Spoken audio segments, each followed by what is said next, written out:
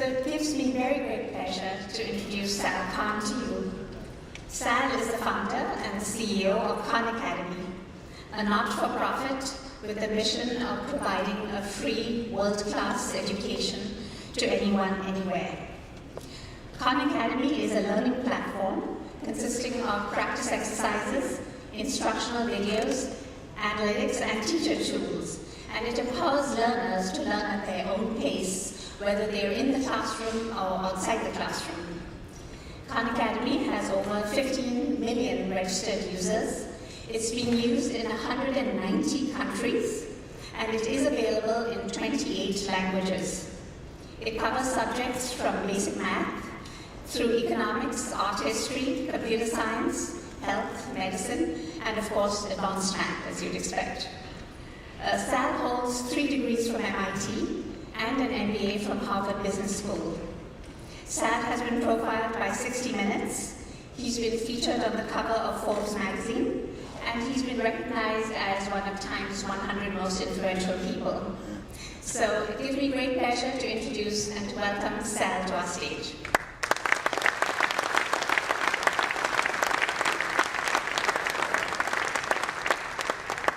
So it's very exciting to be here. I always like to start these types of presentations really just to get a sense of the audience.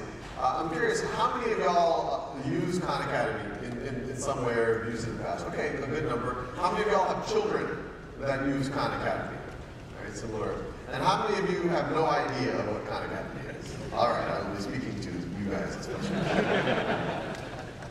Well, for those of y'all who are familiar with Khan Academy, you might associate us with a collection of videos that I started making with my cousins. And we still have a lot of videos, and we continue to make videos.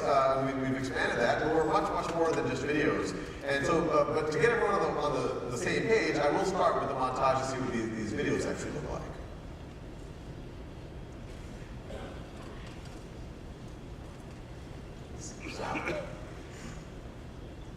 I guess I could narrate it. No sound. Pleasure we have. Can we determine which light bulb is being switched? Things actually can interbreed, although for these two in particular, it seems like the mechanics would get kind of difficult. And keep playing around with these numbers and see what kind of colors I can come up with. If this does not blow your mind, then you have no emotion. This crowd especially would appreciate Oilers identity. But as I mentioned, we're much more than just videos. This is kind of the core of our software. We call these our math missions, where a student can go and pick which level of mathematics they want to work at. They get problems, really unlimited problems. They get the explanations for them. They get feedback. The software keeps track of what they know and don't know, and uses fairly sophisticated algorithms to come up with what the next activity they should be to really optimally move up their learning curve. As you can see, there's game mechanics to keep the students engaged. This over here, this is a snapshot of where we are now, as was introduced by Paulette. We're used really almost everywhere around the world. Over 1 million educators have registered in Khan Academy. We're actually just crossed 26 million registered users, almost 4 billion problems answered. I think we did our estimates are someplace between 30 and 40% of American students used Khan Academy in the past year, and obviously a third of our usage is also outside of the U.S., and we'll talk more about that in a second. But before talking about the present and also where we're going, I thought it'd be fun to rewind a little bit and talk about how all of this started. And some of you might know a bit of the story. You rewind almost exactly 11 years. This is fall of 2004. I was a newly minted MBA. I was a year out of business school. I was working as an analyst at an investment firm, and I had just gotten married. And I had some family visiting me in Boston. I was born and raised in New Orleans, and so I had some family from New Orleans visiting me. And it just came out of conversation. My aunt, Najwa auntie, told me, hey, my daughter, my cousin Nadia, is having trouble in math. If you could talk to her a little bit. And so I talked to Nadia about it. She was 12 years old. And she said, yeah, I took this placement test at the end of 6th grade, and it had unit conversion on it, miles to kilometers, ounces to gallons, things like that. And she said, I just can't get that. I'm just not good at math. And because of that, she was being placed into a slower math class. And I don't think Nadia or her mother fully appreciated the implications that could have on her academic career. So I told Nadia, hey, how about when you go back to New Orleans, we work together. I'll get on the phone, we'll use instant message or whatever tools are available on the internet so that we can actually have tutoring sessions. So Nadia agreed. And so this was August of 2004. I started every day after work for me, every day after school for Nadia. We get on the phone. And those first, I would say, 2-3 weeks were pretty painful. She had convinced herself that she just was not good at math. It was hard for her to even engage on it. But after about 2-3 weeks, she finally got unit conversion. Then she got caught up with her class. Then I started teaching her a little bit of basic algebra, and she frankly got a little ahead of her class. And at that point, I became what I call a tiger cousin. And so I called up her school, and I said, I really think Nadia Rahman should retake that placement exam from last year. They said, who are you? I said, I'm her cousin. And they let her. And that same Nadia that was being in a place in a remedial math class, after the placement exam, after this 1-month intervention, was now being placed into an advanced math class. And then that very next summer, she was taking college-level math at a local university. She just started to accelerate ahead.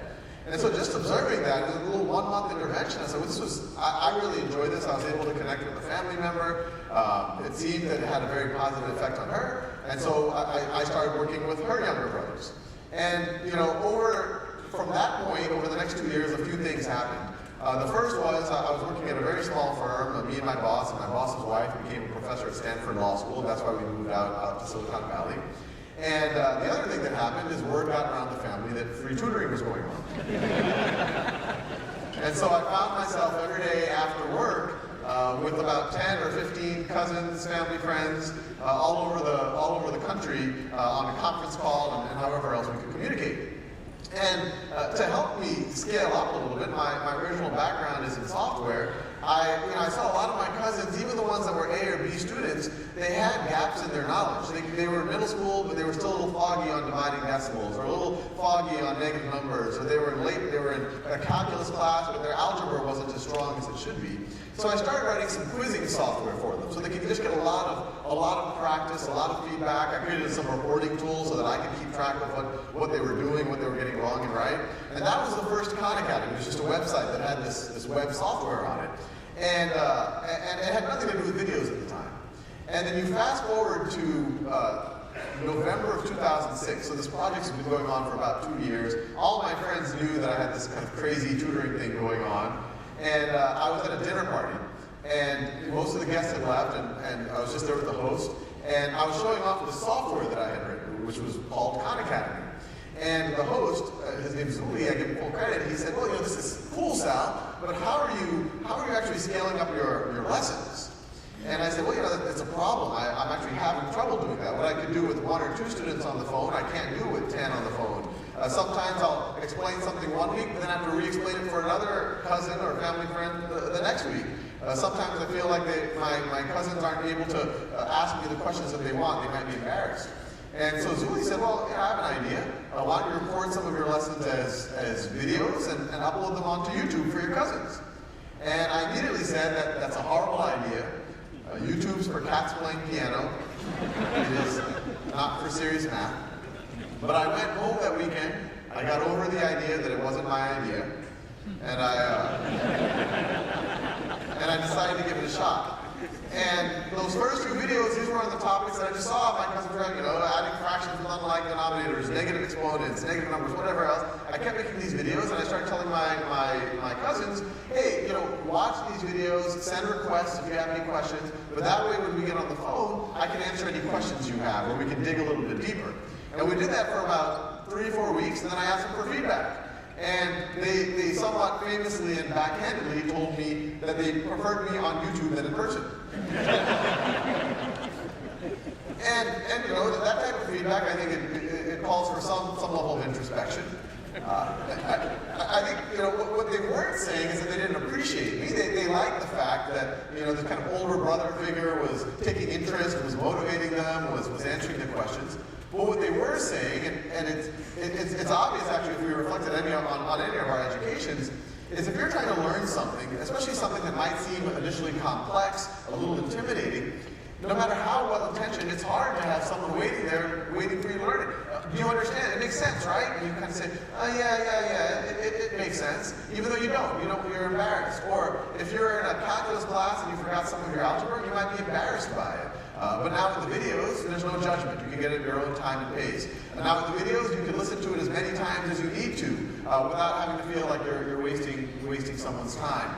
And so I took that as positive feedback. I kept going, uploading these videos onto YouTube, doing algebra, started doing trigonometry, geometry, calculus, and physics, and I even started doing some finance and economics. That was what my day job was.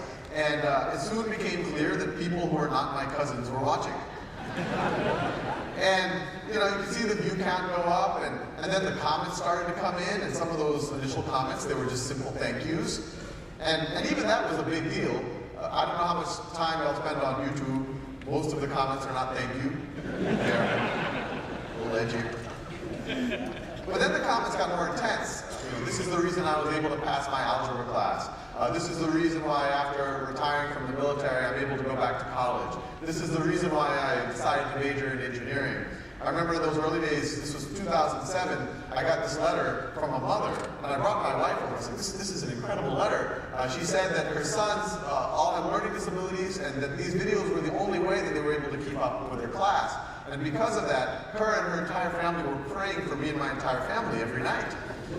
And you can imagine how I felt. You got to remember, in my day job, I was an analyst at a hedge fund. I was not used to people praying for me.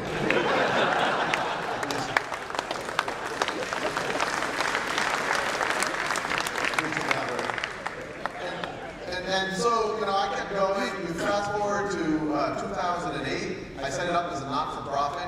Even then, not thinking that this was, I was hoping one day, if my career in finance went well, maybe I could put even more energy into it. Although I was already spending probably 4 or 5 hours a day on this. But by 2009, there were about 100,000 people who were using the content every month. I frankly was having trouble focusing on my day job. My wife and I sat down. We had some savings, literally just for a down payment on a house out here. And but we said, look, it feels like there's something real here. And maybe if I focused on it for a year, we could turn it into a real organization. And so I took the leap to try to turn Khan Academy into a real organization. And anytime you do something like this, something entrepreneurial, and I'm sure there's a lot of entrepreneurs here in the audience, whether you're doing it for profit or not for profit, it almost takes a little bit of a delusional optimism. You say, oh, okay, surely, for me it was the social return on investment here is so high, surely one of these foundations, one of these philanthropists will support it. But like a lot of stories like this, you start having a lot of meetings, but you start getting a lot of, oh, what you're doing is really great, it's really interesting, but it's not exactly what we support, or it's not exactly our thing. And you fast forward 7 or 8 months, our first child had just been born, I was digging into savings around $5,000 or $6,000 a month. It was frankly one of the most stressful times in my life. It put strain on kind of even your own self-esteem, on your marriage, on everything. And just when I was kind of in one of those frankly darker moments, a $10,000 donation came in. And I was getting $10, $20 donations off of PayPal. If there's any of you, thank you. But a $10,000 donation. So I see who that was. Her name's Ann Doerr. She was local. She was based in Palo Alto. So I immediately email her and I say, thank you so much for this incredibly generous donation. This is the largest donation that Khan Academy has ever received. If we were a physical school, you would now have a building named after you. And Ann immediately responded back and said, well, I love what you're doing. I use your stuff with myself. I use it with my daughters. I'd love to meet up and learn more about what your goals are. And so it was literally 3 or 4 days later, we were in downtown Palo Alto at an Indian buffet restaurant. And over lunch, Ann asks me, so what is your goal? And I told her, when you fill out the paperwork with the IRS to be a not-for-profit, a 501c3, there's a part of the form that says mission, and they give you about a line and a half. And I filled out a free world-class education for anyone, anywhere. And Ann said,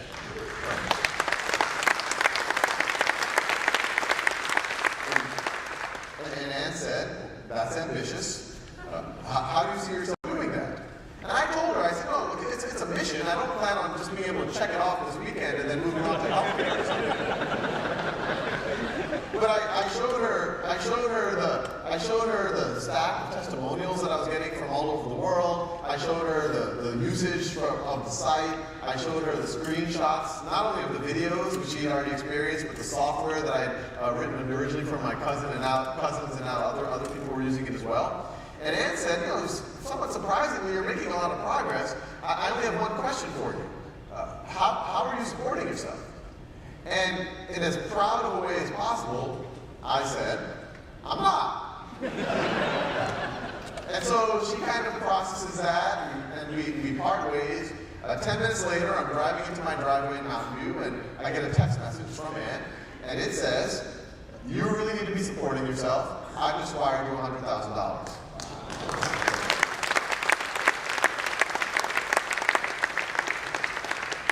So that was a good day.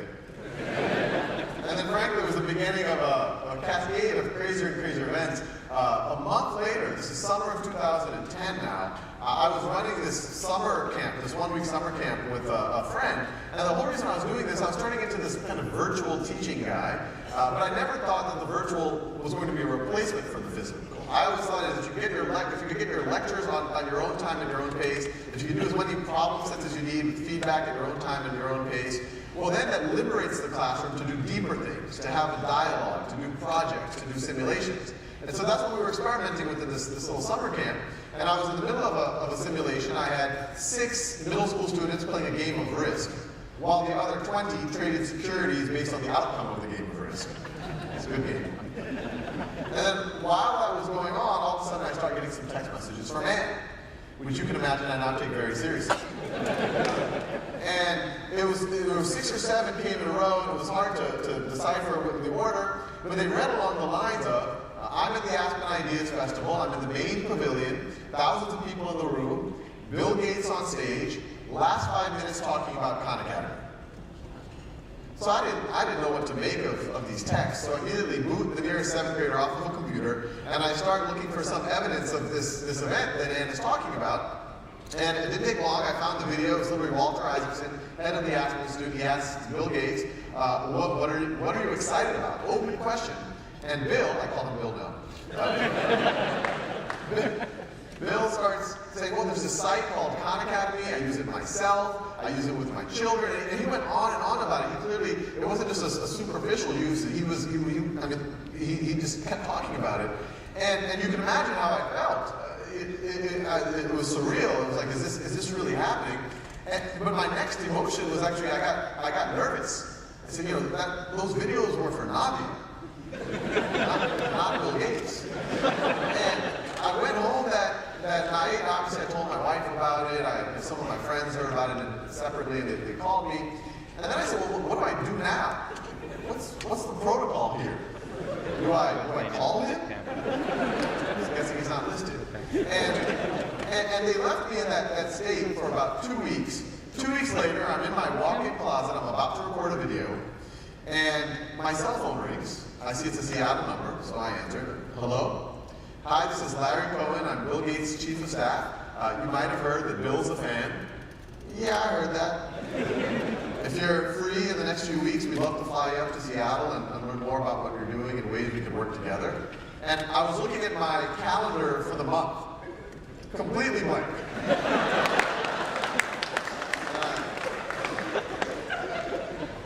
And so I said, yeah, I gotta cut my nails on Wednesday, but other than that, Bill Gates. So I flew up, and that meeting was strangely similar to the meeting with Ann, where I talked about the mission, how we not just create videos, but a software platform, give students feedback, tools for teachers, ways for students to connect with each other. At around exactly the same time, and I've kind of seen if these things are connected, but the independent events, folks from Google reached out and said, oh, a lot of us have been using Khan Academy with our children, even some of us use it ourselves to understand things like the economy and politics. What would you do with more resources? And I made the same pitch. And it all came together. Fall of 2010, we had our first real support from Google and the Gates Foundation, and since then others, to turn Khan Academy, frankly, into a real organization, get office-based, start hiring up a team.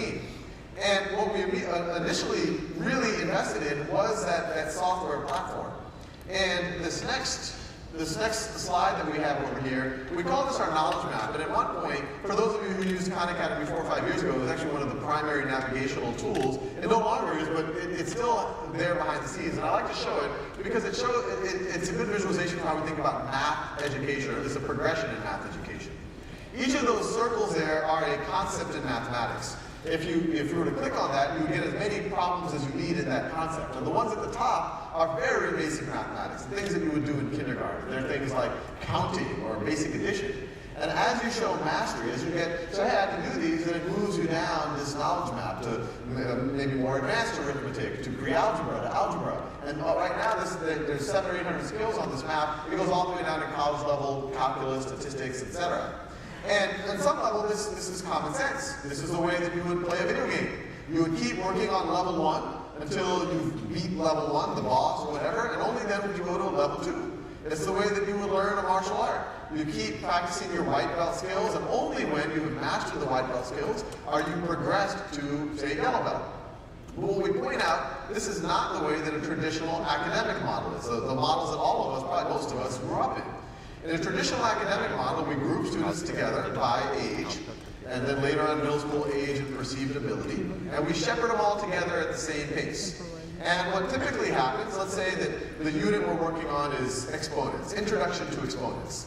And we'll go to class, we'll get a lecture, we'll go home, do some homework. Next morning, we'll review the homework, then we'll get another lecture, then homework, lecture, homework, lecture, homework. That goes on for about 2 or 3 weeks. And at the end of 2 or 3 weeks, we get a test.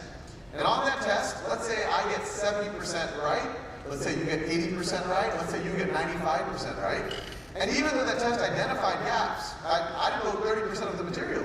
Even the A student who got a 95%, what was that 5% they didn't know? Maybe it was a careless mistake, but maybe it was something important. Even though we identify those gaps, the class pretty much ignores them and then moves on to the next concept. A concept that's probably going to build on those gaps. Negative exponents, logarithms, whatever else. And to realize how absurd that is, imagine if we did other things in our life that way. Say home building. So you bring the contractor in, and you say, you know, we've been told we have 3 weeks to build the foundation. Do what you can. So they do what they can. Maybe it rains. Maybe some of the supplies don't show up. At the end of 3 weeks, the inspector comes and says, okay, the concrete's still wet over there. That part's not quite up to code. I give it a 80%.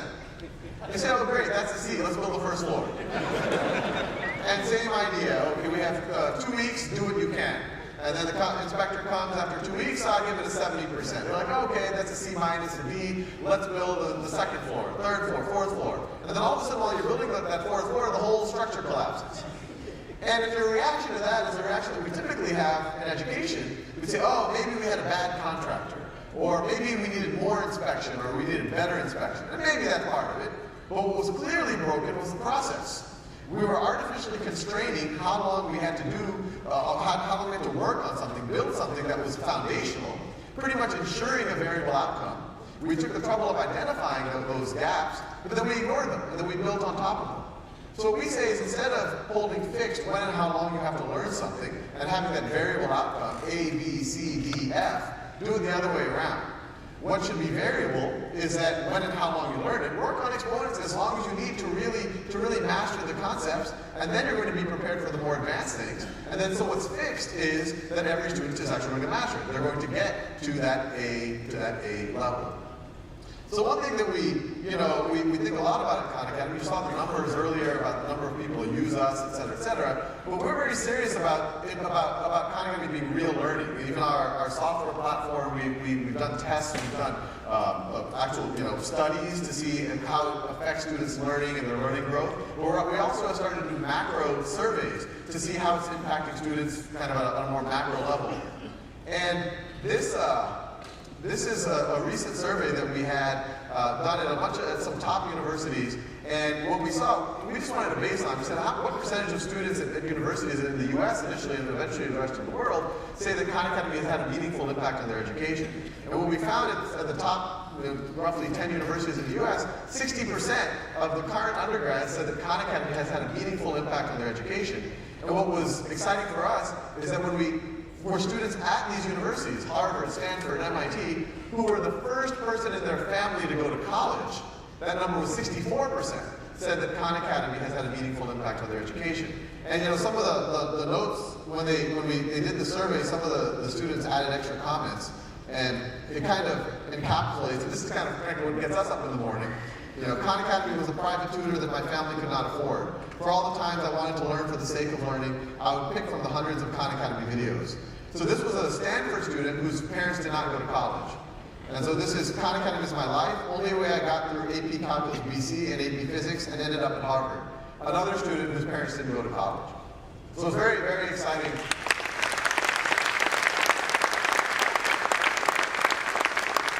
So, you know, it's neat for us to get these letters, frankly, all over the world. But the video I'm about to show you, this is probably one of the cooler testimonials that we've gotten in the recent past. So I actually dropped out of high school twice, both during my freshman year.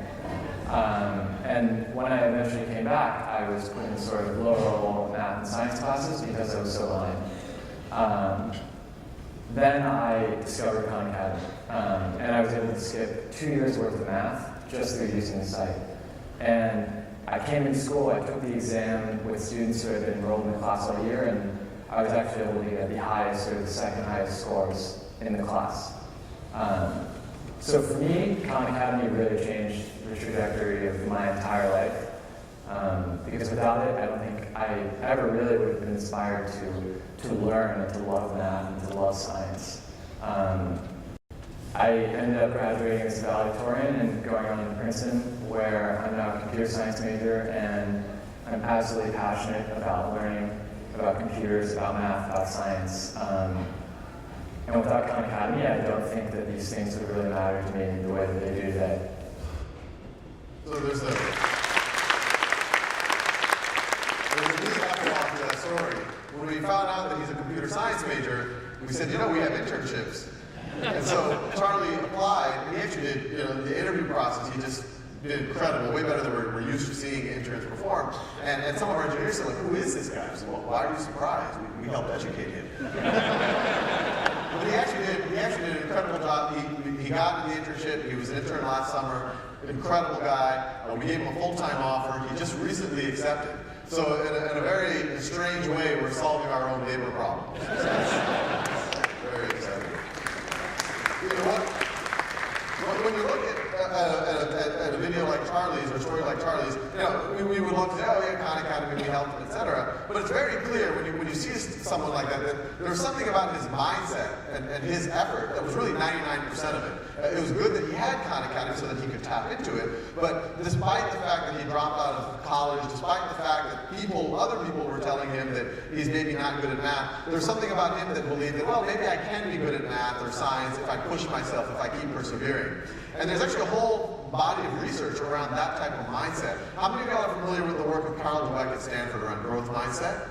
Okay, a small number. So it's actually fascinating. It's actually some of the more actionable research that's come out of, especially kind of education research, even in work circles. It's this idea that people tend to either fall into having a fixed mindset or a growth mindset. A fixed mindset says, hey, I either have the math gene or I don't. I either am good at writing or I'm not. While a growth mindset is, well, you know, I have different potentials in different things, but I really don't know what they are unless I really persevere and try them. A fixed mindset's afraid of failure, views it as a bad thing. A growth mindset says, oh, failure is how I learn. I embrace failure and I keep going.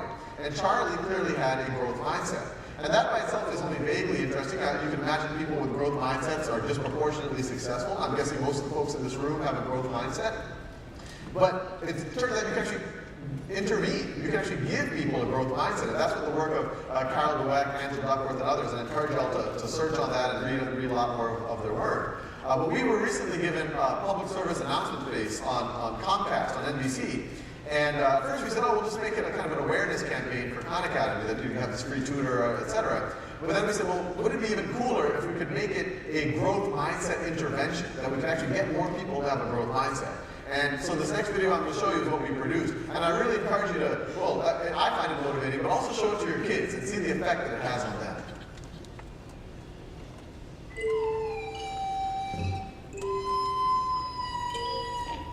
Nobody's born smart. We all start at zero. Can't talk, can't walk, certainly can't do algebra. Adding, reading, writing, riding a bike. Nobody's good at anything at first. There was a time when Einstein couldn't count to 10. And Shakespeare had to learn his ABCs just like the rest of us. Thankfully, we're born to learn. Slowly, surely, you stumble, slip, crawl, fall, and fail, and fall. Frustrated, confusing, trying, struggling, until one day, you walk. One foot in front of the other, one idea on top of the next. Each wrong answer making your brain a little bit stronger. Failing is just another word for growing, and you keep going. This is learning. Knowing that you'll get it, even if you haven't gotten it yet. Because the most beautiful, complex concepts in the whole universe are built on basic ideas that anyone, anywhere can understand. Whoever you are, wherever you are, you only have to know one thing. You can learn anything.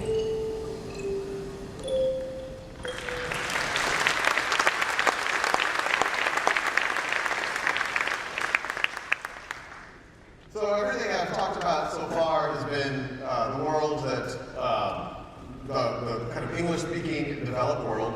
And before I even get to that, this is something that might be relevant to a lot of y'all. An announcement we made last year, y'all might be familiar with the College Board, the creators of the SAT. And the SAT has always been about meritocracy, even though you have a whole billion-dollar industry about trying to essentially unlevel the playing field. If you're middle class, upper middle class, you have access to test prep classes and tutors. And so this partnership with the College Board is, can we create the world's best test prep that also happens to be free? So any of you guys with family members preparing for the SAT, especially for the 2016 SAT, which is going to be the revamped one, definitely should think about your children should think about Khan Academy. But even more important, if you know families who can't afford the test prep, if you do volunteer work, if you go to after-school programs for students in need, we hope that this can really help level the playing field. So the other thing I was just about to talk about is, everything so far has been the English-speaking world and predominantly the U.S. A lot of y'all, especially considering the context here, have said, well, what about the rest of the planet? What about the rest of the world, especially what about India? And so all of these are pictures that we've gotten, and some of these from the very early days of Khan Academy being used throughout the planet in different contexts. And all of these are really exciting stories. Probably the most exciting one is the one in the top right there. I used to give talks like this and say, who knows, maybe one day Khan Academy would be used in Mongolia, just trying to imagine the furthest place on the planet. And then a few months later, I get a letter from Mongolia. And it's from the young woman in the top right. Her name's Zaya. She was 15 when she sent the letter. And it had an email and a link to a YouTube video. And I clicked on it. It was very similar to Charlie's video. She talks about how she likes Khan Academy, how it's gotten her inspired in math. And at first I assumed, I was like, okay, her English is quite good. She has access to the internet. She must be middle class, upper middle class. But then I read the text of the email a little bit more closely. And it turned out that there was a group of engineers who at the time were working at Cisco. And they were using their vacation time to go to Mongolia and set up computer labs in orphanages. And what you see in the top right there, those are the orphan girls of Mongolia using Khan Academy. And Zaya was one of those orphans. And that by itself is pretty incredible. But like Charlie's story, 2 years later, Zaya has now become one of the top contributors of content in the Mongolian language.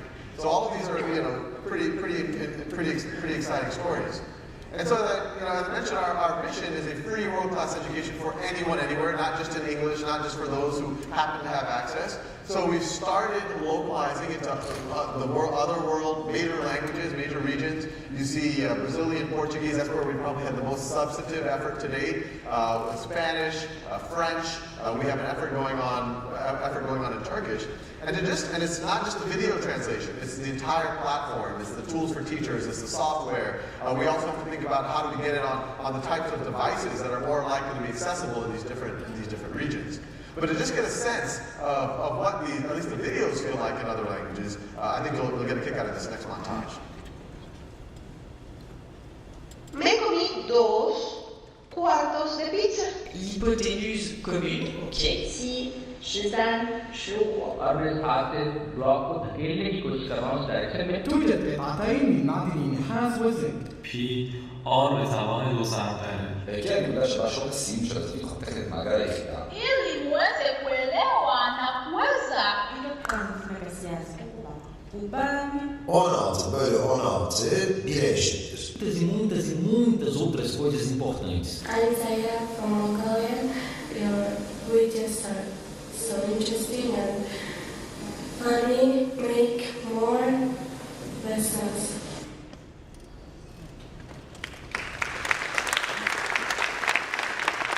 So all of these are just warm pictures. We get them almost on a daily basis of students all over the planet using Khan Academy. You know, when we see these pictures and we see the usage, you know, what I tell everyone, and I'll be very clear, Khan Academy is much more than just me now. We have nearly 100 full-time folks not too far away in Mountain View. We have actually thousands of people who helped us subtitle and translate videos. We have thousands of volunteers on the ground who are bringing Khan Academy into villages or into schools. Obviously, over 1 million educators who are part of this. And what we tell you know, all of them is it feels like we're at a special time in history. That, you know, this is whatever you want to call it, the information revolution. And it's clearly a big deal, but the more we get into it, it's starting to be more and more clear that it's going to rival not only the Industrial Revolution, maybe writing, maybe the advent of agriculture. And what I tell folks is, you know, whenever you have these new phases of history, it has more opportunity, obviously incredible productivity, but it also has new problems. Who's going to participate in it? But you can take advantage of the opportunity to solve some of the problems. And so, you know, the hope here, and it was delusional when I was a guy operating out of a walk-in closet, and it's still a little bit ambitious, but it feels like it's actually possible, that we're at a time in history where we can take this thing called education, this thing that has always been scarce, but it's always been the key determinants between the haves and the have-nots, and make it a little bit more like clean drinking water or just shelter, and just a fundamental human right. Thank you.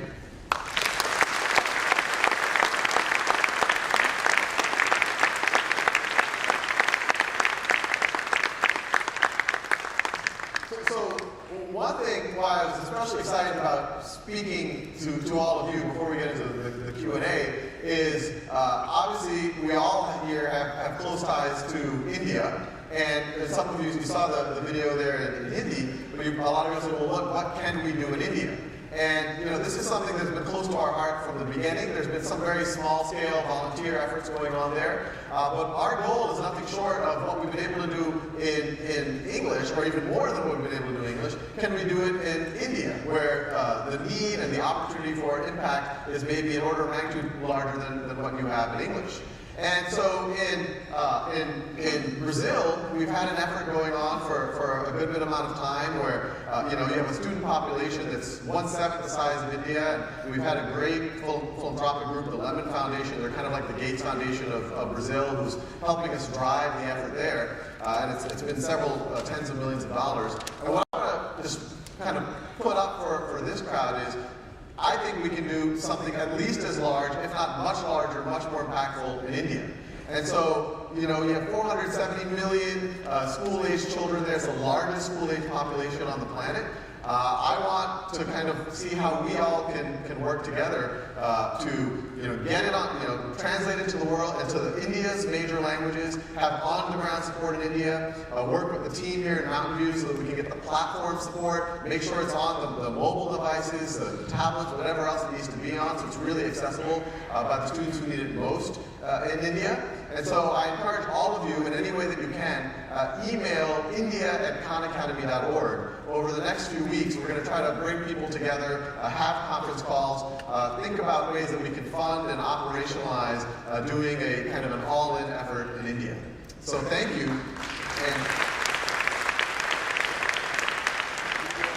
And I think we have time for a few. Thank you so much indeed, Sal. Very much. Okay. By the way, you just answered one of the more important questions there, having to do with doing it in other languages, especially in India and the world schools, etc. I have just one quick question, if that's okay, we could ask, and really it has to do with the future of brick and mortar schools? I mean, clearly, you've done an amazing job of incorporating these videos. The question really is, what do you see as the future of brick and mortar schools, and how does the whole video education fit in there? Yeah, no, it's a really good question. So, I mean, as I mentioned in the presentation, I don't view Khan Academy as competitive with brick and mortar. But with that said, if a brick and mortar school is focused primarily on information delivery and then giving a test every now and then, giving some homework, then I think you should question, well, can't all of that happen online? In some ways, can that happen better online at your own time and pace with feedback, and et cetera? And so, I've talked to a lot of headmasters of kind of forward-thinking schools, and they've already started to challenge their teachers. What do you do that Khan Academy doesn't do? And it's not meant to be a threat. It's meant to be actually pushing them a little bit further up the value chain.